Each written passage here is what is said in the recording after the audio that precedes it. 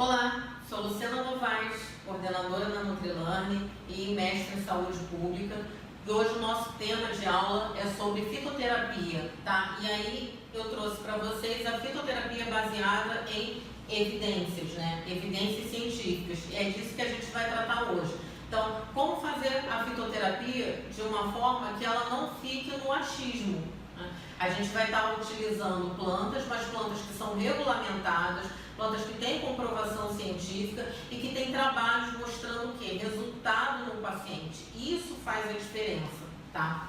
Então, fitoterapia, ela é uma terapêutica onde eu utilizo o uso de plantas medicinais, onde eu foco na questão de utilizar as diferentes formas farmacêuticas com o quê? Com substâncias que estão contidas na planta, tá? Essas substâncias, elas são bioativas e isoladas, né, de origem vegetal. Então, sempre a fitoterapia vai estar trabalhando com o quê? Com uma substância onde eu tenho ali algo que eu consiga comprovar que traga um efeito, né, para a pessoa, e esse efeito vai depender o quê? De uma dose, depender de uma quantidade, depender de um tempo de utilização. Então, eu tenho todo um caminho que aquela substância bioativa vai ter que ser a forma como ela vai ser utilizada, e dessa maneira a gente vai conseguir o efeito, tá? Os fitoterápicos são os medicamentos obtidos através de utilizar esse princípio ativo da planta, tá? Então, eles são medicamentos com princípio ativo, mas exclusivamente de quê? De drogas vegetais. Então, eu preciso estar sabendo de que planta é, qual é o ativo que eu estou tirando dessa planta e de que forma ele traz um benefício para a pessoa. Quando a gente está pensando também em fitoterapia, a gente tem que lembrar que a utilização de plantas medicinais e medicamentos fitoterápicos é uma prática o quê? Generalizada. Todo mundo usa. Em algum momento você escolheu fazer um chazinho para melhorar alguma situação de saúde, você tem um conhecimento que foi passado por familiares, então a sua avó utilizava determinada planta. Então, ele é um resultado de um acúmulo de conhecimentos, né? Conhecimentos empíricos, principalmente, aquelas pessoas mais antigas que utilizavam aquela planta, e a partir disso é que a gente começou a trabalhar em cima desse conhecimento. Então, assim, tinha aquela planta, se eu sei que todo mundo que quando estava com uma dor de estômago usava aquela planta e melhorava, eu começo a pensar, existe alguma coisa ali naquela planta. E aí se faz a pesquisa em cima daquela planta para se verificar qual é o quê? Qual é o princípio ativo, o que está naquela planta e que traz esse benefício para a gente. E aí a gente está colocando o quê? O conhecimento empírico, que é esse conhecimento que é passado de geração a geração, junto com o conhecimento científico, que é esse caminho de estudar o que está ali naquela planta. Algumas plantas têm essas alegações de que melhora isso, serve para isso, mas quando a gente vai estudar, não se encontra nada ali que faça, que traga clareza para esse assunto. Então, começa a se pensar, será que isso não é uma coisa até da própria cabeça da pessoa? A pessoa usa aquela planta e ela acaba melhorando, achando que ela melhorou por causa da planta, mas na realidade é ela mudando o pensamento dela. Então, várias coisas se analisam em relação a isso. E muita planta que é utilizada para determinado fim, onde se fala sobre, ela é boa para isso, quando se vai estudar, se percebe que não tem nada ali, porque aquilo não consegue ser reproduzido em laboratório. Então, eu não encontro um princípio ativo que faça jus àquela alegação. Então, o conhecimento científico, ele é diferente do conhecimento empírico, tá? Na fitoterapia, a gente tem que lembrar que ela é um recurso que eu vou utilizar na minha prática clínica como nutricionista. Então, o papel do nutricionista é trabalhar com o alimento. É para isso que a gente estuda, é nisso que a gente quer formar, tá? A fitoterapia, ela entra como um adjuvante, ela entra como um recurso a mais, como uma forma de eu aumentar, de eu melhorar, de eu conseguir um efeito melhor, benéfico para o meu paciente, tá? Então, se eu for pensar nisso, eu preciso fazer uma reflexão. Todo nutricionista possui conhecimentos e habilidades para utilizar as plantas? Fitoterapia faz parte da grade da nutrição? A gente estuda fitoterapia a fundo? Então, eu já tenho que começar a pensar nisso. Antes de eu pensar o quê? Vou começar a trabalhar hoje como nutricionista nutricionista, acabei de me formar, vou abrir meu consultório, eu já vou começar a passar fitoterápico para o meu paciente. Eu tenho que pensar nisso. Segunda coisa, esse conhecimento, ele teve ausente ou foi abordado de forma superficial no curso de graduação? Por que eu pergunto isso? Porque algumas faculdades já têm começado a colocar disciplinas que são novas metodologias, novas situações no dia a dia hoje do nutricionista. Então a gente tem, por exemplo, faculdades colocando disciplina de fitoterapia, disciplina desportiva, disciplina de estética. Qual é a questão aqui? Você tem isso dentro da grade. Nem todas as faculdades têm. Mas quando eu tenho, isso vai abordar com profundidade? Dificilmente. Por quê? Porque eu vou ter uma disciplina dentro do curso. Às vezes ela entra até como uma eletiva, né? O que é eletiva? É aquela disciplina que você escolhe se você quer fazer ou não. Então, com isso, eu não posso pensar que só por eu ser nutricionista significa que eu estou capacitado para trabalhar com os fitoterápicos. Porque ele é planta. Por quê? Porque existe várias situações envolvidas nisso, né? Eu tenho ali questões ligadas a reações que o meu organismo vai ter e também reações provocadas pelo próprio medicamento. Então eu tenho que pensar, eu possuo o conhecimento necessário, tá? Eu preciso de uma base que me dê esse conhecimento para eu poder andar com isso. E a fitoterapia tem uma base teórica própria, tá? Ela tem vários conhecimentos específicos, inclusive de outra área, né? Principalmente a área de farmácia. Então eu preciso ter uma bagagem, eu preciso ter pelo menos um curso que me dê ideia com o que eu estou lidando, como que eu posso trabalhar isso com o meu paciente. Sabe aquele velho conceito de é planta, não faz mal? Quem trabalha com fitoterapia não pode pensar assim. A gente tem que pensar de modo diferente. Não posso estar pensando que planta não tem problema nenhum, é natural, não faz mal. Por quê? Porque vários medicamentos são feitos utilizando ativos que são encontrados em plantas, tá? E vai ter o seu efeito colateral e o seu efeito adverso, tá? Fitoterapia não é simpatia. Não é algo que você faz, que funciona se você fizer hora tal, com determinada situação. Não, isso não existe, tá? E essa falta de conhecimento e sem esse fundamento da literatura de cada planta, tá? Pode colocar em risco a população e levar também a fitoterapia ao desprestígio. Né? Quando eu começo a utilizar coisa por achismo, utilizar coisas que, porque eu vi num site que falava que isso era bom. Se eu fizer esse tipo de alegação e passar isso para o meu paciente e não tiver um efeito, qual é o pensamento? Fitoterapia não serve para nada, porque eu tomei fitoterápico um tempão e não tive resultado. Foi só ir no médico e tomar um remédio que eu melhorei. Isso faz a fitoterapia cair em descrédito. Então, você não saber utilizar, você ainda consegue prejudicar toda uma área que está trabalhando com isso. Fora o pior que pode acontecer, que é você prejudicar a saúde da pessoa com quem você, de quem você está atendendo, de quem você está cuidando, tá? Então, esse pensamento de que é planta da natureza e o que vem da terra não faz mal, é uma frase que está sendo dia a dia desconstruída pelas evidências científicas. Quando a gente pensa em analisar, a gente pode começar a pegar alguns artigos e através deles, eles trazerem para a gente essa noção do com que a gente está trabalhando.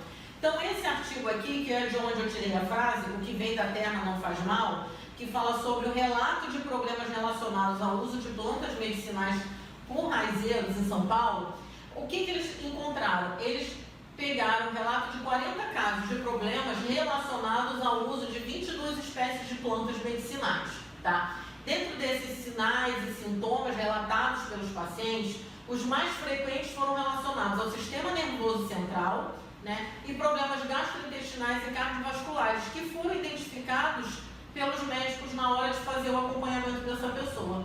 Também houve relato até de um caso de aborto relacionado ao uso, né, da sena alexandrina, que é o SENE, que muita gente usa de forma muito tranquila, quando está com constipação intestinal, acaba recorrendo a essa planta para conseguir voltar a ir ao banheiro. E o que acontece?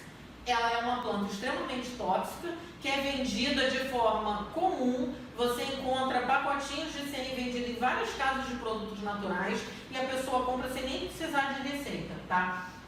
E teve 3 casos de óbito após a ingestão do chá do fruto da lufa operculata. Então, assim, são plantas que têm um potencial tóxico grave e que precisam ser utilizadas com um acompanhamento, tá? Que se algumas plantas, inclusive, não têm nem, elas não têm nem liberação para serem utilizadas pelo nutricionista. Eu preciso do quê? De um médico utilizando essa planta, porque o médico é que vai fazer um acompanhamento clínico e consegue corrigir de forma mais rápida um efeito colateral, um efeito adverso, que às vezes é bem grave, que essa planta pode estar ocasionando, tá? Então, esse caráter natural das plantas medicinais não quer dizer que elas não possuem algum risco para a população que está utilizando, tá? É necessário, então, pensar em quê? O próprio artigo orienta isso, implantação de uma política de fitofarmacovigilância eficiente, quer dizer, um acompanhamento, uma vigilância de como essas pessoas estão utilizando essa planta e o que efeitos essa planta está tendo. Eu preciso saber o que isso vai, como é que está sendo a utilização disso, o que pode acontecer, para saber que medidas eu preciso tomar. Então, eu preciso me antecipar. A vigilância é isso. Eu me antecipo a problemas que podem acontecer, tá? É necessária a implantação, então, dessa fitofarmacovigilância eficiente, com formas de quê? De tornar o consumo mais racional, né? Usar quando eu preciso, né? Com alguma indicação, e minimizar esse risco à população que usa essa planta, tá? Então, é uma discussão que a gente tem que ter sobre a segurança na utilização de fitoterápicos. Quando eu penso nessa prescrição da fitoterapia, eu entendo que ela vai me exigir um grande conhecimento, tá? E uma demanda cuidadosa e uma análise cuidadosa, tá? Então, eu preciso estar acompanhando e pensar, qual é o efeito terapêutico desejado? Né? Estou passando essa planta para quê? O que eu quero de resultado dessa planta para o meu paciente? Tá? E aí, eu estou já pensando numa situação. Então, meu paciente tem diabetes. Qual é o efeito terapêutico desejado? Eu quero diminuir a glicemia do meu paciente. Então, qual é a planta medicinal que eu devo escolher? Então, não vou passar todas as plantas que existem. Eu preciso saber qual é a planta que tem esse efeito de ser hipoglicemiante, quer dizer, diminuir a glicemia do meu paciente. E aí, achei a planta. Qual a melhor forma de eu ter esse efeito desejado? De que forma essa pessoa deve usar essa planta? É na forma de chá? Quantas vezes por dia? Em que horário? Tá? Então, eu vou pensar em quê? Qual a dosagem? Quanto que a pessoa precisa consumir dessa planta para ela ter a ingestão desse ativo, né, no organismo dela, que vai trazer esse efeito? E aí, por quanto tempo ela tem que usar? Em um dia eu já tenho esse resultado, ela tem que usar por uma semana, ela tem que usar por um mês. Essa planta pode ser utilizada por 2 meses, 3 meses? Preciso parar? Então, ela possui contraindicações?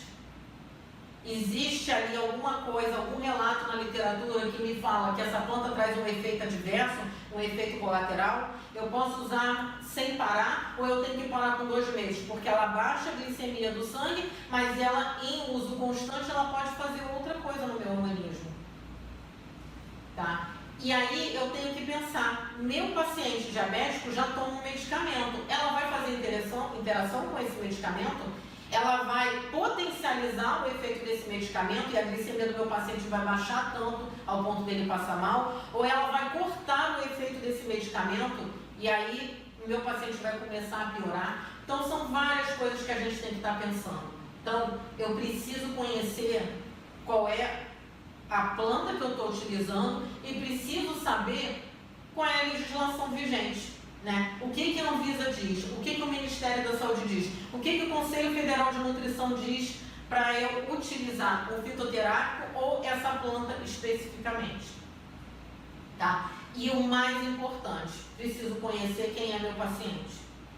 Adianta eu passar um chá que eu sei que vai fazer um efeito 3 vezes por dia, e o meu paciente ser uma pessoa que não gosta de utilizar chá, e o meu paciente não conseguir ficar em casa para fazer esse chá, e o meu paciente não ter como levar uma garrafa de chá com ele para o trabalho. Então, assim, quem é a pessoa que eu estou cuidando, né?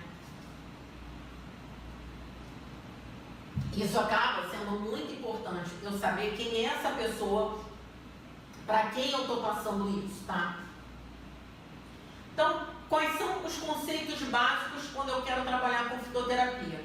Eu tenho 2 conceitos muito importantes. O primeiro é a farmacocinética, que fala da questão do movimento. Então, como que a concentração dessa droga muda nos diferentes locais do meu organismo, tá? Então, quando eu estou ingerindo essa planta, né, o que ela provoca no meu corpo?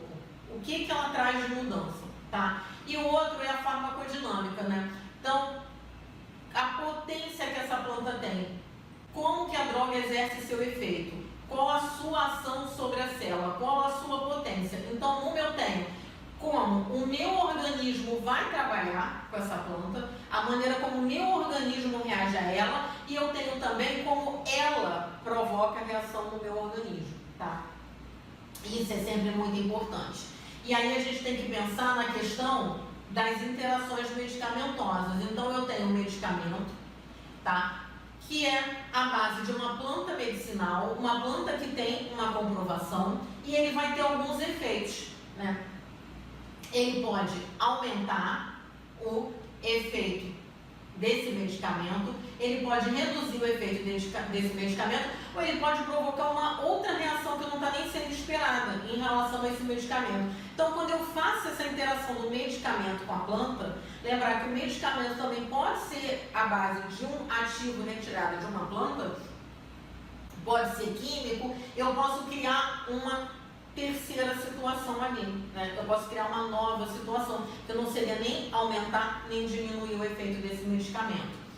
Quando eu penso no medicamento à base de planta, eu tenho que pensar que algumas vão provocar algumas alterações sim. Então, por exemplo, plantas à base de mucilagem, né? A malva, por exemplo, ela vai reduzir a absorção do medicamento. Por quê? Porque ela ajuda o processo de excreção.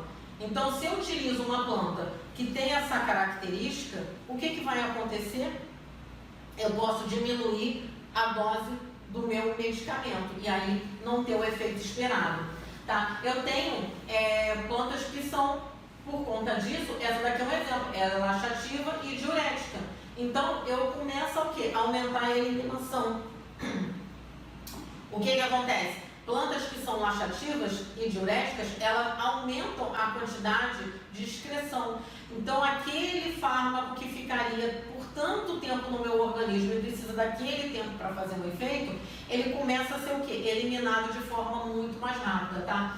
Então, plantas indutoras, tá? Da CIP, aumentam a velocidade de biotransformação hepática dos fármacos, o hipérico faz isso. Então, são plantas que eu começo a perder a potencialidade daquele medicamento. Então, se eu for passar um fitoterápico, olha só, em pouco tempo, o que a gente já viu? Quanta coisa eu preciso de conhecimento desse fitoterápico para eu pensar em manipular ele e começar a trabalhar. Então, não é uma coisa de eu pegar um papel de uma farmácia que diz assim, você pode passar isso para diabetes, utiliza isso tantas doses, manda aviar 2 vezes por dia para a pessoa tomar. Será que essa pessoa pode? Todo mundo é igual? E qual é o medicamento que ela está tomando? E quais são os horários que ela faz de alimentação? Então, tudo isso eu tenho que olhar antes de eu pensar na prescrição. Quando a gente fala sobre as regulamentações, a gente tem uma resolução para a gente, que é muito importante, do CFN, tá, de 2007, que foi o que liberou a fitoterapia para o nutricionista. Então, desde essa época, eu tenho regulamentação que diz, você como nutricionista pode trabalhar com fitoterápicos. Aí, em 2008, a gente tem uma outra resolução que fala sobre o título de especialista, tá? Da pessoa ter um título de especialista para a prescrição do fitoterápico. Depois a gente teve uma de 2013 que alterou essa resolução mais antiga, dando mais detalhes sobre a prescrição do nutricionista. E a gente tem, por último, a de 2015, que revogou todas essas leis, tá? Então, modificou toda a forma de trabalho em relação à fitoterapia e fala sobre como que o nutricionista pode estar apto a fazer essa prescrição. E o que isso significa? O que tem nessa lei? Então, nessa lei, ela tem algo que as pessoas até confundem muito. Até hoje, eu encontro pessoas dizendo: para prescrever esse fitoterápico, eu preciso fazer uma pós. Isso foi algo que surgiu na época e tomou uma proporção que até hoje as pessoas falam isso e não é isso que está na lei. Em 2020, fazer uma pós de fitoterapia não garante que você vai estar apto legalmente a aplicar a fitoterapia nos seus pacientes, tá? Por quê? Porque essa lei aqui de 2015, ela fala sobre a prescrição do nutricionista ser a base de plantas medicinais e chás medicinais, isso sem problema algum. Então, se você faz a fitoterapia pensando nisso, eu quero conhecer mais a planta para eu trabalhar com a própria planta, trabalhar ela como chá medicinal, ok, está ótimo, é esse caminho mesmo. Por quê? Porque chá e a planta é considerado alimento. Todo nutricionista trabalha com alimento. Agora, se a intenção é prescrição do medicamento fitoterápico, produto tradicional fitoterápico, preparação magistral de fitoterápico, como complemento à prescrição dietética, ela só vai ser permitida para quem possui o título de especialista em fitoterapia, tá? Para eu ter esse título, eu preciso fazer uma prova, tá? A prova, até o momento, ela ainda é concedida pela ASBRAM, tá? Não tem outro órgão que conceda essa prova, onde você vai submeter todos os seus títulos, então a sua formação, em que você já trabalhou, de que forma você trabalhou, cursos que você fez, uma pós de fitoterapia. Então você vai submeter todos esses comprovantes. Isso vai gerar uma pontuação. Não atingindo essa pontuação, você tem que fazer a prova. Então eu tenho por mérito, tá? Que seria a prova, ou por competência comprovada em anos de trabalho. Sem esse título, eu não posso prescrever medicamento fitoterápico, tá? Então eu posso fazer uma pós e não poder fazer a prescrição do medicamento fitoterápico. Porque essa lei, quando ela veio em 2015, ela deu 3 anos para que os profissionais se enquadrassem nela. E aí ela tem uma cláusula, né? Que é a questão de quem entrou na pós antes dessa data dessa lei, que foi em maio de 2015. Todo mundo que entrou na pós antes só precisa de um carimbo no diploma, tá? Dizendo que a pessoa está apta. Por quê? Porque a pessoa se formou em fitoterapia de uma época anterior a essa lei. Todo mundo que entrou depois dessa data tem que fazer o título. Então, todo nutricionista, independente se ele tem título ou não de ser especialista em fitoterapia, pode trabalhar com fitoterapia, desde que ele faça o uso da planta medicinal e do chá medicinal. Então, quando você passar uma salada para o seu paciente, você pode estar trabalhando com fitoterapia. Quando você passar um chá, você pode estar trabalhando com fitoterapia. Quando você passa uma forma de utilizar a planta, que você sabe que tem um potencial ativo, que pode trazer um benefício, isso é fitoterapia. Agora, se você quer mandar manipular, colocar em cápsula, mandar ele comprar numa farmácia, aí para isso eu preciso do título de especialista, tá? Então, quando eu vou pensar em fitoterapia baseada em evidências, eu tenho que buscar as melhores evidências científicas para poder fazer o quê? Nortear a minha decisão. Então, quais são os compêndios de fitoterapia, quais são os livros de fitoterapia, quais são os artigos que estão saindo de fitoterapia, quais são as publicações do Ministério da Saúde em relação à fitoterapia, tá? E aí eu preciso fazer uma avaliação crítica dessas evidências disponíveis, né? Vou minimizar os erros, tá? De prevenção, de prognóstico, de diagnóstico, de tratamento das doenças. Por quê? Porque ter um artigo que diz que usou, isso só por esse motivo não é base. Eu não posso pegar um artigo que foi feito com ratinhos em laboratório e extrapolar para o humano, que ainda não foi feito esse trabalho. E aí eu não tenho ainda segurança de que essa planta não vai causar nenhum mal para o meu paciente. Eu não posso também pegar um artigo que foi feito com um ensaio com 10 pessoas e dizer porque 10 pessoas responderam bem que toda a população vai responder. Isso é fazer uma prescrição baseada em evidências, tá? Então aqui, por exemplo, eu tenho um trabalho que fala sobre risco, principalmente em relação a crianças na utilização de produtos prontos de fitoterápicos. Então esse estudo ele analisou 48 produtos à base de planta. 41 eram específicos para a população pediátrica. E o que foi encontrado nessa análise? Tá? Presença de etanol e solventes residuais nos fitoterápicos. Por quê? Porque vários fitoterápicos são à base de tintura alcoólica. Então eu extraio o ativo daquela planta utilizando um álcool. Normalmente vai mandar você pingar tantas gotas em água para você poder utilizar, não vai mandar você ingerir aquela quantidade de uma vez só. Mas em 60% desses produtos à base de planta, o etanol excedeu o conteúdo informado no rótulo. Então já tinha mais álcool do que era o que estava escrito ali, tá? Em 88% dos produtos para bebê e para criança menor de 2 anos, tinham etanol. Então é uma faixa de idade onde eu não posso estar utilizando. Em 68% dos produtos para criança menor de 6 anos, o etanol não atendeu os requisitos da Organização Mundial de Saúde. Estavam em doses que, mesmo quando eu diluo em água, são doses acima do que é permitido para uma criança ingerir. Em 9 amostras, os níveis de álcool no sangue em crianças excederam o limiar toxicológico. Então as crianças estavam ficando alcoolizadas, levemente alcoolizadas, com um teor de álcool no sangue maior do que o corpo dela consegue suportar, tá? E por conta disso, eu preciso ter o quê? O melhor controle da qualidade e das diretrizes, porque elas precisam ser mais rígidas sobre a rotulagem desses produtos prontos. Então, isso quer dizer o quê? Que eu encontrar um fitoterápico vendendo na farmácia e esse fitoterápico já está pronto, já foi um farmacêutico que fez, isso não garante que ele está numa quantidade segura para eu poder utilizar no meu paciente. Tá? Nesse outro trabalho aqui, que fala sobre 2 plantas, tá? Ele fala sobre o Peonus boldos e o Baccharis esteloides, tá? São plantas muito comuns de serem usadas, tá? Que é o boldo do Chile e a carqueja.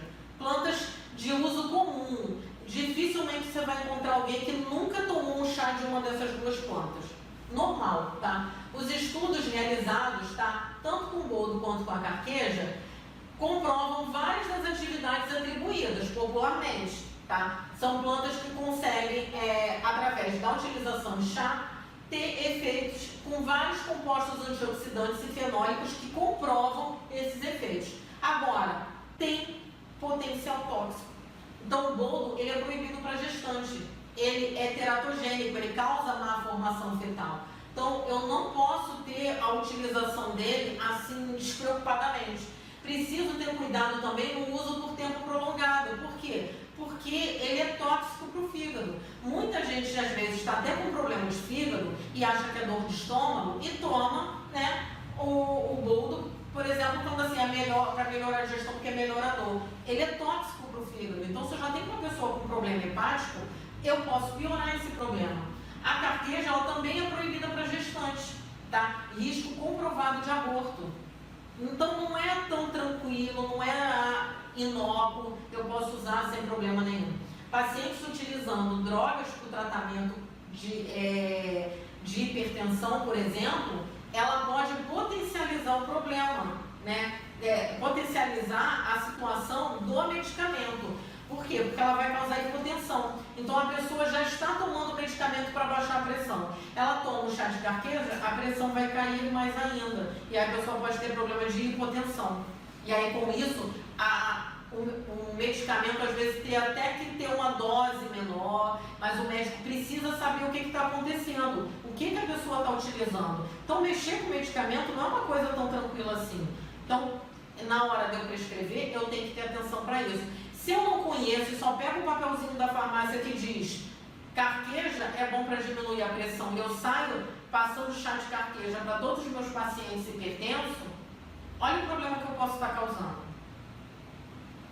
Esse outro trabalho aqui, que também fala sobre a hepatotoxicidade do boldo, tá? Então, falando, né, eu tenho vários trabalhos. Então, eu tenho aqui um falando sobre como ele pode ser hepatotóxico. Eu tenho problemas ligados ao sistema nervoso central. Esse trabalho aqui, ele fala sobre alucinação em um paciente, tá? Então, assim, que é um paciente o quê?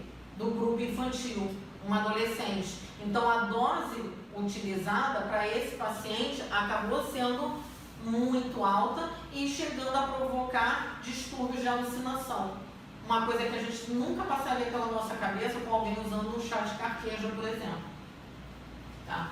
Então, os usos principais, eu tenho que estar pensando nisso. Aqui é um outro trabalho que fala sobre a aloe vera, que é a babosa. E aí falando na forma de gel como cicatrizante em lesão de queimadura, tá? E ela também é muito utilizada como emoliente em psoríase e dermatite. Por isso que a gente vê tanto produto, tanto cosmético, tanto produto tópico à base de babosa. É muito comum. Shampoo, creme, hidratante. Por quê? Porque tem comprovação de que ela possui esse efeito cicatrizante. Mas a resina, ela é utilizada no tratamento da constipação intestinal, por inércia, quer dizer, por falta de movimento peristáltico. É utilizada como um laxante. Então, eu preciso perceber que a mesma planta, ela vai ter efeitos diferentes da forma como ela está sendo administrada, tá? Aí, uso ela como laxante. Tem algum problema? Não tem risco nenhum? Qual risco? A resina da babosa, que é o que é utilizado como laxante, para uma pessoa que está gestante, ela provoca contração. Lembra que ela vai aumentar o movimento peristáltico? Ela é feita para ser laxativa. Eu aumento o movimento, também aumento o movimento de contração. E com isso, o que pode acontecer? Eu posso provocar um aborto. Em mulheres que estão amamentando, em nutrizes, ela passa no leite materno. E aí vira um laxante para o bebê. E o bebê pode começar a ter cólica e ter diarreia, tá? Ela é tóxica? É. Em doses elevadas, eu posso levar o paciente até a óbito por intoxicação. E junto com o sêmen e a cáscara sagrada, o que ainda pode acontecer? Que são dois laxantes com potencial altíssimo, né, para resolver essa situação. Eu posso causar nefrite aguda, eu posso atingir o sistema renal, e isso é muito apontado na literatura em crianças. Então, eu posso criar uma infecção em área renal por conta do uso disso. Fora os problemas ligados à parte intestinal, né? Porque eu posso acabar provocando ali uma descamação das células do epitélio intestinal, levando inclusive até a situações de necrose e a pessoa tem que fazer ressecção intestinal. Então, a utilização de planta, ela não pode ser algo que a gente faça assim, é planta e não faz mal, tá? Nesse outro trabalho aqui, é um trabalho sobre tríbulos, que é muito utilizado principalmente por quem é da área esportiva, com a intenção de quê? Aumento de massa muscular, tá? De potencializar ganho de massa muscular. Será que a evidência científica me mostra que eu posso usar o tríbulos para isso? Esse trabalho aqui, ele é uma revisão sistemática, né? Que pegou vários trabalhos para fazer essa análise. E o que foi mostrado? Que ele é utilizado, né, principalmente por atletas e fisiculturistas, com essa crença de que eu vou ganhar mais massa muscular. Então, ele é alimentada pelo marketing, você vê isso em vários produtos de lojas naturais, tá? Por conta de dizer que vai melhorar isso sem mostrar aumento da concentração de testosterona. A literatura disponível para falar sobre a eficácia do tríbulos terrestre nessa concentração de testosterona é limitada. Tem poucos trabalhos consistentes que conseguiram mostrar isso, tá? As evidências até o momento vão sugerir que ela é ineficaz para aumentar nível de testosterona em pessoas. Então, assim, o efeito que falam que ele faz, já tem mostrado na literatura que não é isso que ele faz, tá? Então, essas alegações de marketing, elas não têm substância, elas não têm amparo. E esse efeito da liberação de óxido nítrico do tríbulos terrestre, ele oferece uma explicação, né? Uma explicação com coerência para a respostas fisiológicas observadas para a sua suplementação, independente do nível de testosterona. Então, o que ele faz? Ele aumenta a capacidade de formação de ATP, formação de energia nas células. Ele aumenta a disposição. Hoje, o triglicose terrestre, a comprovação dele é muito voltada para melhorar questões ligadas a cansaço, falta de motivação e principalmente queda de libido. Por quê? Porque ele melhora, ele acaba dando essa energia para o corpo que a pessoa estava sem. Se com isso a pessoa faz mais atividade física, tem um potencial melhor de trabalhar atividade física e ganhar massa muscular, ele é algo que auxilia para que a pessoa consiga fazer aquele determinado exercício e através do exercício é que ela vai estar ganhando um aumento na massa muscular. Não é ele que vai estar provocando diretamente isso, tá? Chá verde, outra planta que a gente encontra uso dizendo assim, maravilhas, que eu uso chá verde aonde eu quiser, com quem eu quiser, que é ótimo para emagrecer, é termogênico. Então, esse trabalho aqui, que fala sobre a utilização em praticantes de atividade física, né, que seria aqui em velocistas, onde eu falo com a epigalocatequina galato, utilizando ele, que é o extrato de chá verde, que é o ativo dessa planta, prevenir o estresse oxidativo, tá? Além disso, a suplementação não atrapalhou a adaptação ao treinamento do sistema enzimático antioxidante.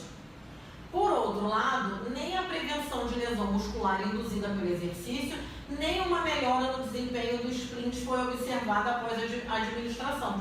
Então, ele serviu aqui como o quê? Como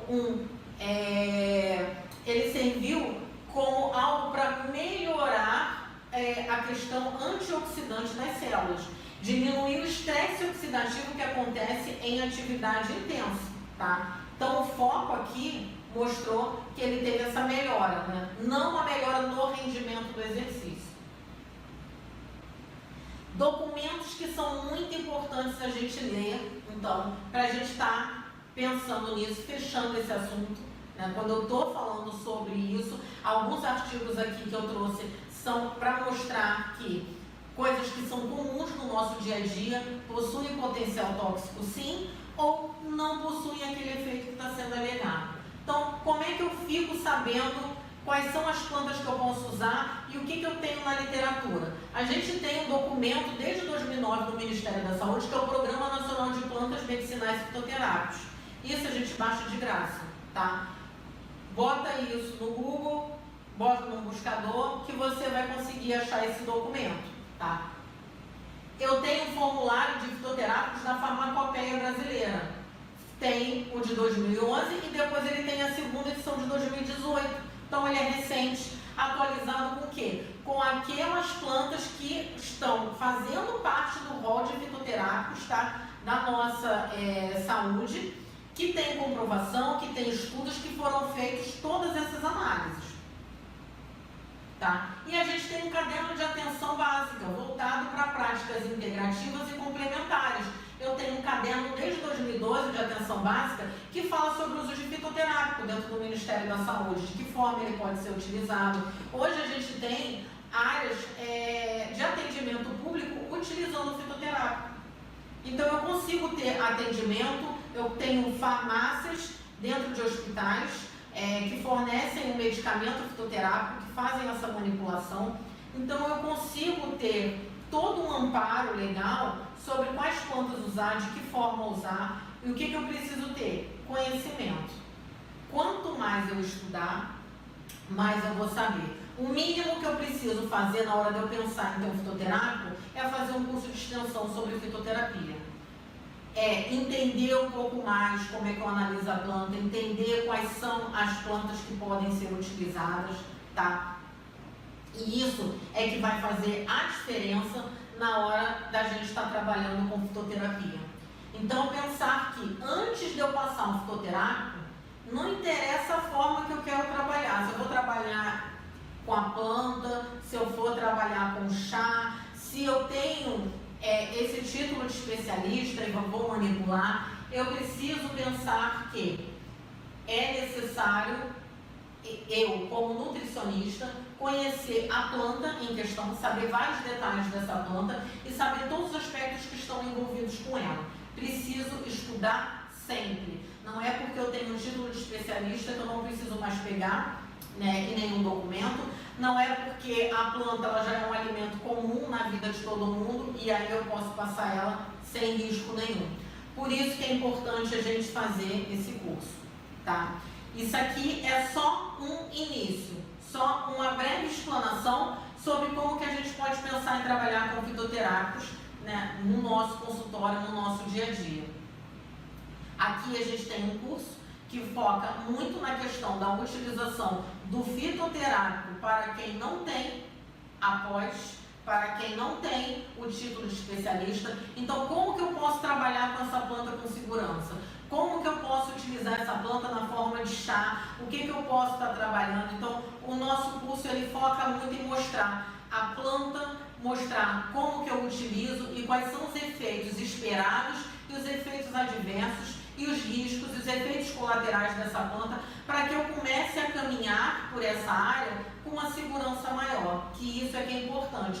Por quê? Porque a vida de uma outra pessoa está dependendo disso. Ficando com dúvidas, entre em contato com a gente na Nutrilane, aqui tem meu contato, vocês podem ficar à vontade, tá? Para que a gente consiga sempre construir uma nutrição com respeito ao paciente, uma nutrição com responsabilidade e com consciência de cada coisa que a gente está fazendo. Que a gente não seja aquele prescritor que copia e cola alguma coisa que alguém fez e passa para o nosso paciente algo que você não está entendendo nem o porquê de estar fazendo aquilo. Então eu preciso conhecer mais e estudar cada vez mais. E esse é o nosso propósito aqui na Nutrilane, capacitar você com conhecimento. Tá? Obrigada pela atenção de todos e até uma próxima aula.